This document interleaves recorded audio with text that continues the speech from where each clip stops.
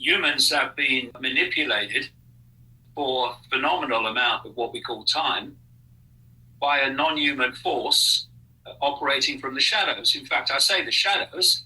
There was clearly a time, if you read the ancient texts going back thousands of years BC, when they weren't in the shadows. They were openly operating in the human world.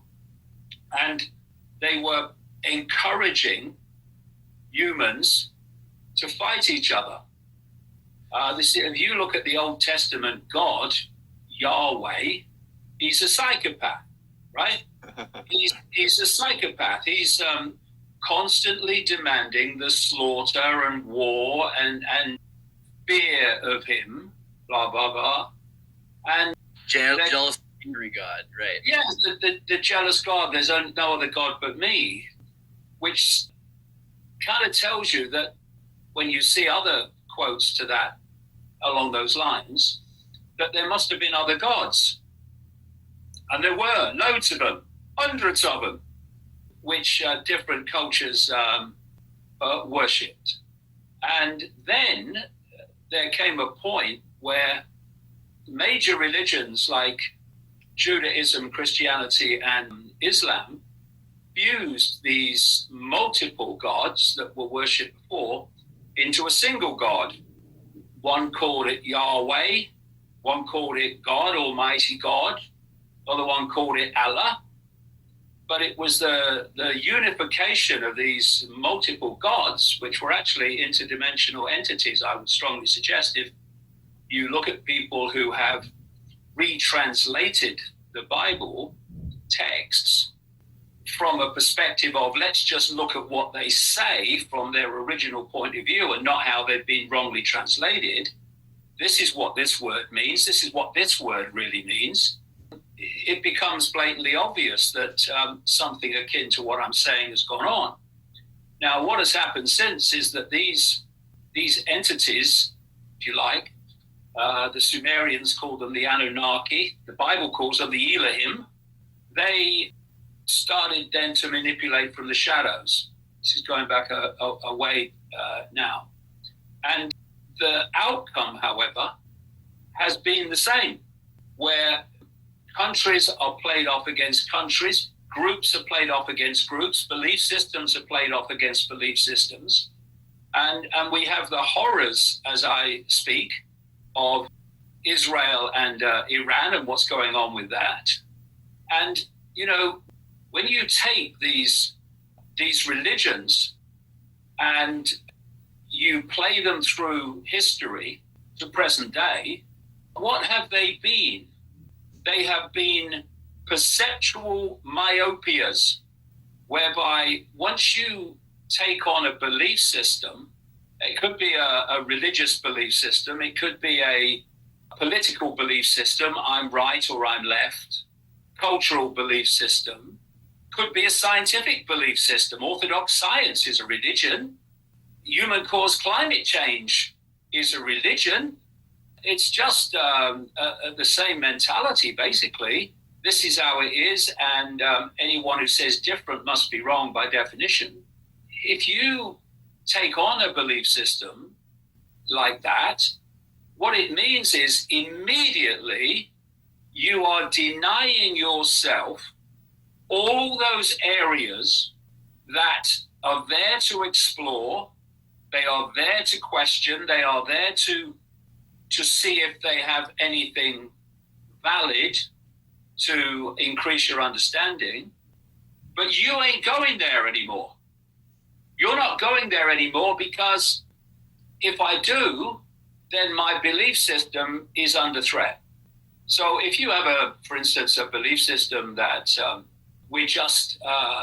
the only life is human life, and even though you look at the night sky with all those lights, stars, planets, there's just no life there, it's only us. And if you buy the usual story, the usual narrative of what human life is, then when someone comes along like me and starts talking about things that are way, way beyond that, your immediate reaction is they're mad or they're bad. my case, both, it seems, some people. And it means that you dismiss by reflex action, rubbish, rubbish, no, no, change the subject, ludicrous. Because you are defending your belief system. And, you know, when you think that humans can only see as a visual reality a stupendously narrow band, ludicrous, hilarious band of frequency called visible light, which is absolutely tiny, and everything outside of that band of frequency is outside the human visual spectrum. Mm-hmm. According to mainstream science, the electromagnetic spectrum, which is basically experienced human reality, is 0.005% of what exists in the universe in terms of energy in all its forms, and visible light is a smear, a fraction of that 0.005%. So when you start from that premise, a little bit of humility is called for in terms of, I know.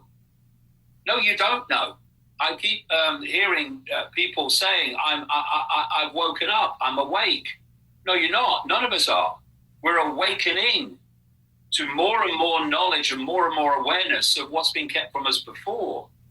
And, you know, if you look at how humans are kept in the box, the perceptual box, and that's the box.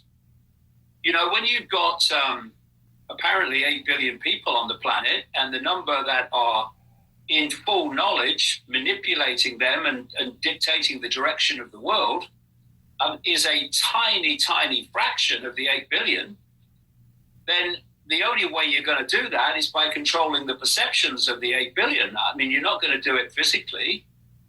It's too many people. I mean, you could do it physically in a small area, get the boys out, but you're not going to do it to 8 billion. It's too many. You've got to control the way they think, the way they see themselves and the world, their perceptions.